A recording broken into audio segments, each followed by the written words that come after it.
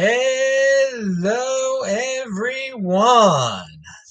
This is Adam Meister, the Bitcoin Meister, the Disrupt Meister. Welcome to the One Bitcoin Show. Today is June the 24th, 2020. Strong hand, buy and hold. This game is not rigged. Your home for Bitcoin insider information. One day closer to an all-time high. Apex predator. Compete, don't complain. I'm offended by selling. Hello, my elite friends. How are you all doing this afternoon? All right. Yes, it's not a late night show for once.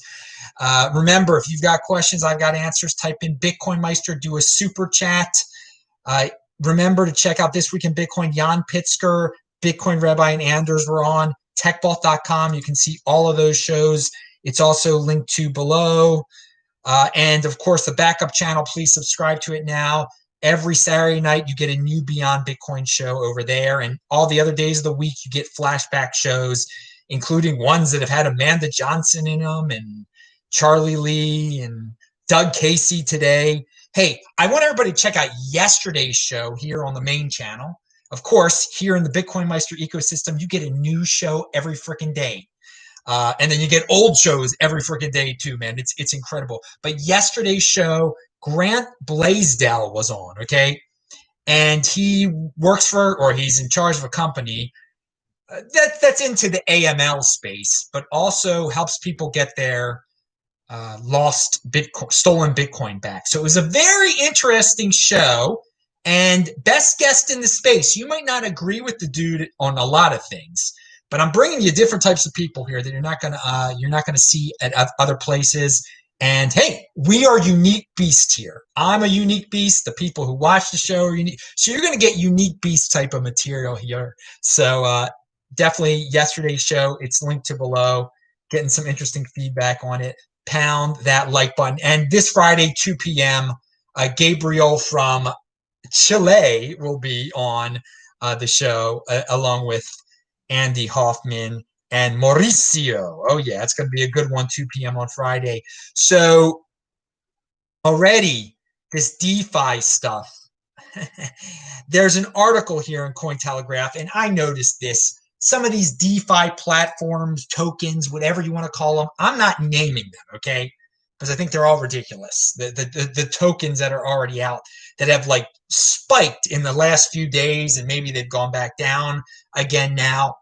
It reminds me of being in Australia in July of 2017, and in Perth specifically, and people were starting to talk about ICOs, like people you wouldn't expect to be talking about ICOs. And people were buying these ICO tokens. And the major insanity had not started yet, but there had been some spikes at that point. So I know this DeFi thing, it's probably going to be bigger than the ICO thing because it's already frothy. And we're earlier on in the whole Bitcoin cycle process right now, okay, than we were back then. Back in July of 2017, Bitcoin was pumping quite a bit compared to how it had been doing previously. And right now, Bitcoin was at an all-time high in July that year of 2017 when I was hearing about ICO insanity for the first time. And now Bitcoin is not at an all-time high. For those watching this in the future. But we're already getting DeFi froth. It's so blatantly obvious. People, there's going to be some FOMO, unnecessary FOMO, of course, because they're going to see some of these ones, and they're not even going to understand what they're buying. This is just the beginning. So Cointelegraph says that it echoes the ICO boom. Yeah, you better believe it. And it's happening earlier this time, which makes me think it's going to be bigger and crazier. So gamblers, you've got a new addiction there. Pound that like button. I see people over there in the chat. And before I'm going to talk about Brazil right now. Ophir is in the house from Israel. Good. Great shirt. Thanks, man. It's freaking glowing, isn't it? I think in the 90s, didn't they have some European football team. I think the NFL, they expanded into Europe. They made, what was it, the World League of American Football? I think a team had this color uniform, actually, back in the 90s. This was cool in the 90s, apparently, this color. Luckily, no baseball team ever tried to adopt this, although the Seattle Seahawks have thrown this into recent uniforms of theirs. All right. Getting back to the topic at hand, and we're going to get to Brazil. What's going on in Brazil? This is what happens when you try to do digital payments without censorship resistance, says Matt Odell. Brazil's central bank suspends WhatsApp payments. Brazil's central bank has suspended Facebook Inc.'s WhatsApp Messenger payment feature in the country. Brazil's central bank, an antitrust regulator, suspends Facebook Inc.'s WhatsApp Messenger payment feature in the country, the app's second biggest market, with more than 120 million users. The bank decision aims to preserve an adequate competitive environment that ensures the functioning of a payment system that's interchangeable, fast, secure, transparent, open, and cheap. Okay, complete nonsense. I don't know what they were exactly worried about there. Maybe they just wanted to be authoritarian in Brazil. But hey, they can do that. They can't do that with Bitcoin, though. So this is, maybe they just didn't like Facebook and WhatsApp. I mean, probably this happens to Facebook a lot, apparently. Yeah, we're talking about Libra and everything. But yeah, it's no censorship resistance there at all. The country is censoring this product, and that's the way. So that's why Bitcoin is better. All right.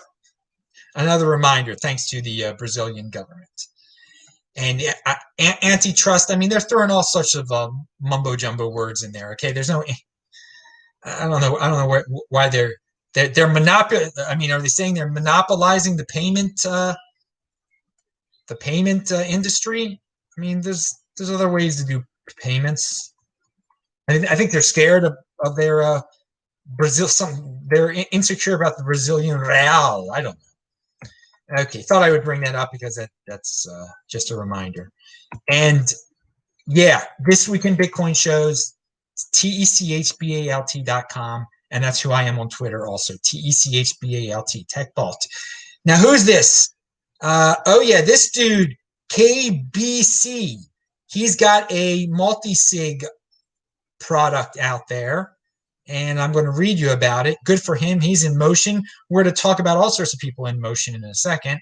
I've continued journeying down the multi-signature HD wallet rabbit hole, and am super excited to release another project today, introducing Lily Wallet, the easiest way to set up, secure, and manage vaults and wallets on Bitcoin. I built Lily because I wanted a way to use multi-sig for securing funds in a way that was user-friendly, well, that's important, and approachable, that's important too. Not technical or intimidating. Okay, you guys be the judge.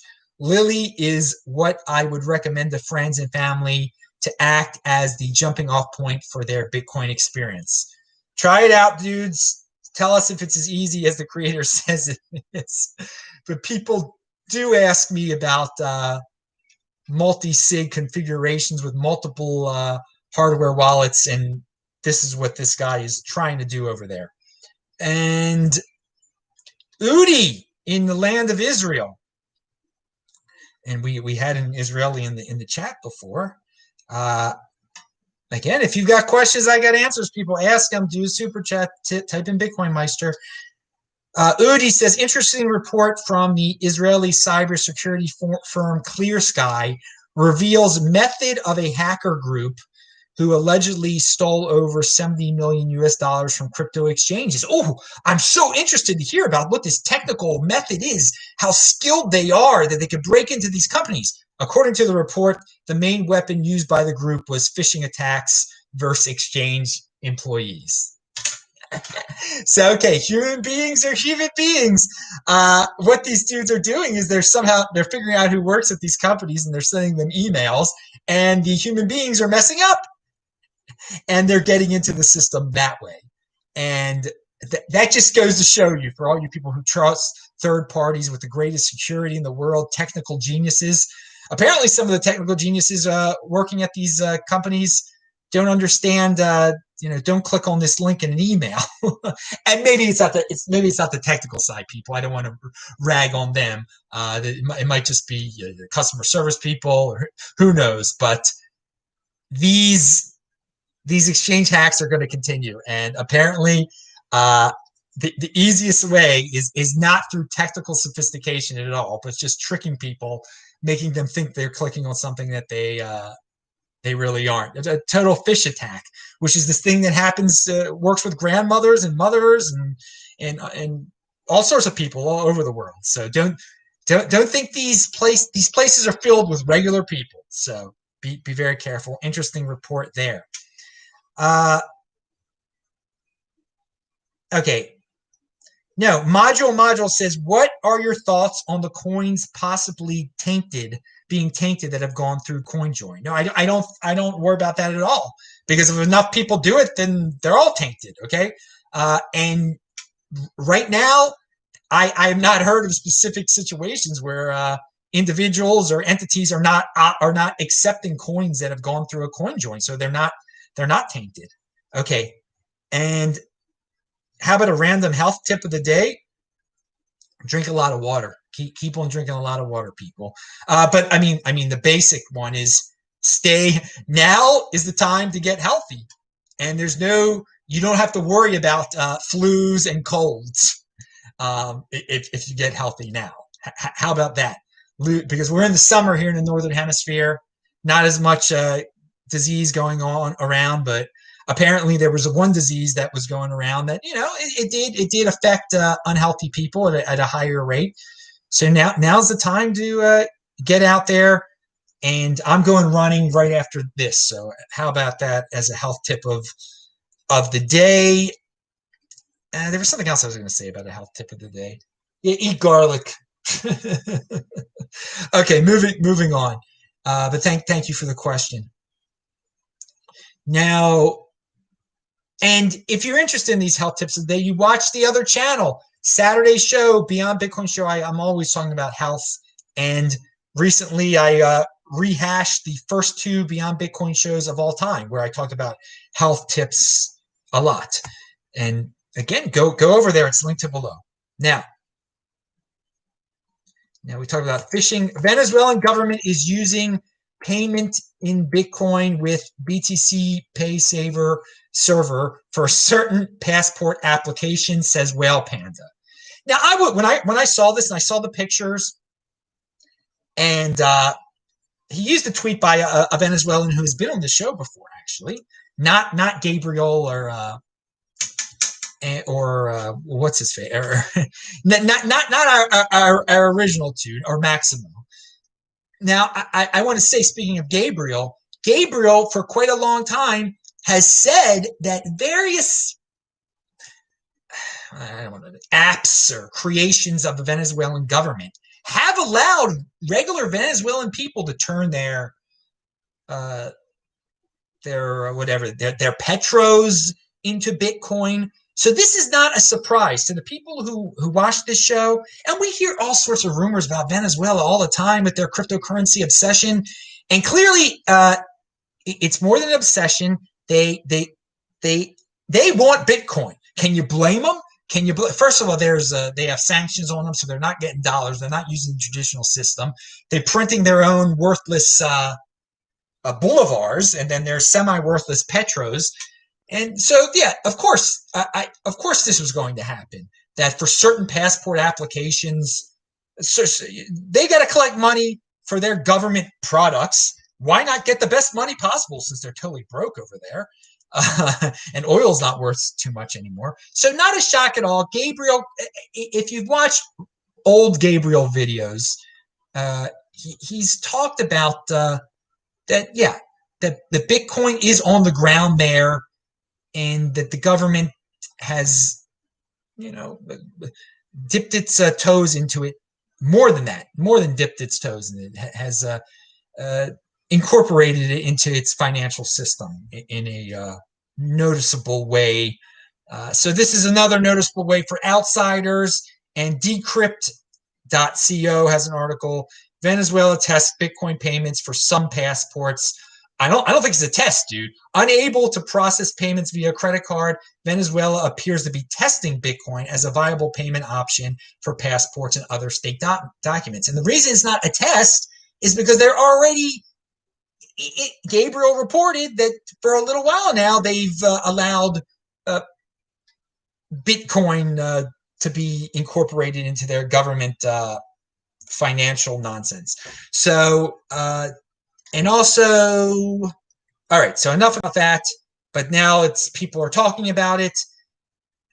Other countries with sanctions against it are going to do this too, that they can't tap into the US, the dollar system. It's not a shock, especially not a shock there where people are quite comfortable with cryptocurrency, or a significant number of people are quite comfortable with it, and where they want. So this just this props up the regime longer, but we won't get into that. This is where the big boys play, so you have to deal with that reality. Now we have news of Plustoken Ponzi news, of course. Almost 790,000 Ethereum have moved, and those were Plustoken. They had acquired that. I can't believe so many people bought into this Plustoken Ponzi scheme and gave up their Ethereum and precious Bitcoin for it. $188 million worth of it has moved Ethereum. So I guess the Plustoken guys, they had dumped some Bitcoin before. Now I guess they're going to dump some Ethereum. It's temporary for you Ethereum freaks out there, but I wouldn't be surprised if the price went down. For you, but who cares? Don't be a fiat freak. It's Plustoken. It happened with Bitcoin too. These things happen. It's the fault of the individuals for giving away so much Bitcoin and Ethereum to these entities. Of course, they're going to dump it eventually, and they get away with it apparently. Now, and finally, hey, sportsmeister.com. You can listen to all these shows. Some of you are listening right now. Okay, and Module says, if you had to guess, what percentage of U.S. citizens truthfully reported buying, selling Bitcoin to the IRS? You mean check the box on their tax returns? Or it's like you have to check the box if you even move the Bitcoin. I check the box. I mean that's what they say. So how many if you would guess percentage of U.S. citizens truthfully reported buying, well, okay, of the U.S. citizens who are involved in cryptocurrency, and that only might be 1%, 2%, 3% of Americans. I've heard various numbers. Of those, what percent told the truth on their taxes that are due July 15th? I would say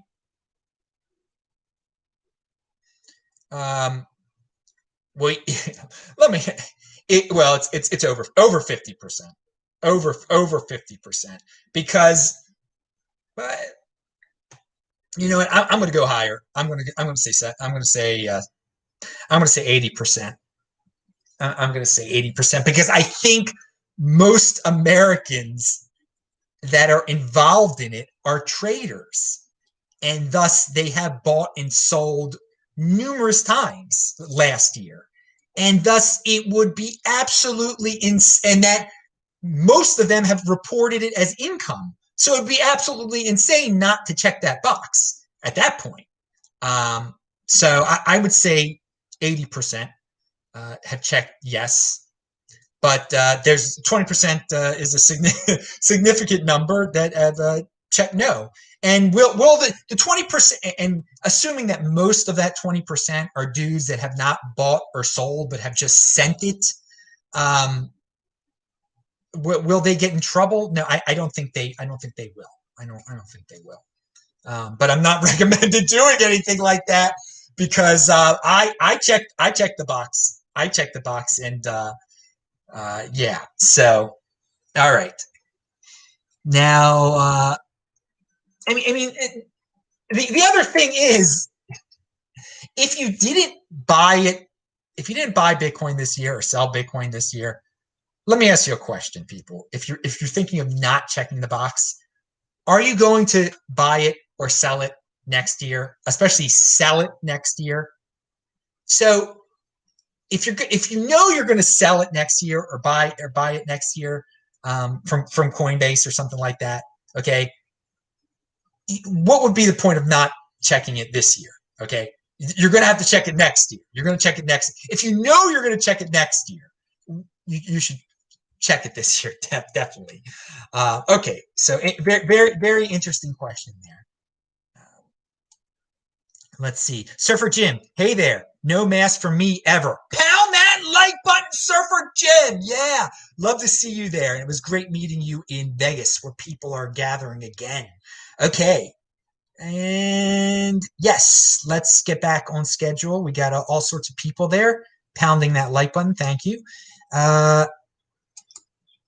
So, okay, why was Jordan P? Oh, no. Let's talk about someone that's in motion. I'm going to be in motion soon. And of course, it looks like it's going to rain the minute I'm going to go running. All right. I love chicken gizzards. That's another health tip of the day. I love those. And I love chicken hearts. I've mentioned this before, but just wanted to say that. Okay. Oh, YouTube, by the way, on Twitter. I thank everybody who supported me on Twitter to get this channel back. And YouTube finally replied on Twitter, and they said, "You're getting your channel back." It's linked to below, or you got your channel back, and most of it will be back. I mean, one hand doesn't know what the other hand is doing. They think they just reinstated it. No, you already did it for me. I had to contact insiders there. It's insane. Just wanted to put that out there. It's a very odd communication from them because my problem was already solved 2 weeks ago now, and you're saying you just solved it. One hand doesn't know what the other hand's doing over there. Oh, bureaucracy in the land of YouTube. I'm glad I got my backup channel. I got this channel. Got 2 channels, baby. You gotta love it. So here's someone in motion, Boomer BTC. He's got his satsperperson.com is my new website. If you measure your wealth in Bitcoin, one way to put it in perspective is to see how many sats per person there are if equally divided among the world's population. Your multiple of that number is your bounty. Okay, it's linked to below. I mentioned he's tweeted about this before. Now he's made a website about it. Good. Check it out. Dudes, you're in motion. Grant, the guy who I had on the show yesterday, an interesting character to say the least, he informs me that he interviewed Jordan Peterson about cryptocurrency in 2017. He didn't post the video until earlier this year. I linked to it below. Now, it's very, you have to pump up the volume. It's very hard to hear. But this is the only known occurrence on the web that I know of and that Grant knows of Jordan Peterson, a famous guy, giving his take on cryptocurrency and Bitcoin, and he gets into psychology and all that stuff. I didn't get to listen to the whole thing. But it's very odd that there was no mainstream cryptocurrency. You would think CoinDesk reports about every single semi-famous person who has a token who mentions it in finance, and every little country that might have their own blockchain. But they don't do this. They don't mention that Jordan Peterson was interviewed talking about cryptocurrency. I mean, they talk about everything else. So this is the first time I heard about anything like this. It's linked to below. And one of the things that it reminded me, learning about this, made me happy, once again, that I go the extra mile. I just don't let the freaking algorithm tell me what to watch. I got in touch with Grant because I did my own research, okay? I read threads and I found out about this business that he had, okay? And because I did that, because I went, now I'm finding about other things. It piles on. The videos that you find out about, the blog posts that you find out about. If you just dig a little bit and you're not a servant of the algorithm, you learn so much. But if you don't, if you just let YouTube and Twitter just, you do whatever they recommend, you stay in the same little ghetto, basically. And you just see the same people, read the same things, don't you don't know what's happening outside of your comfort zone. It's unbelievable. So in this day and age, this is another reminder: use your brain, think, explore, be in motion.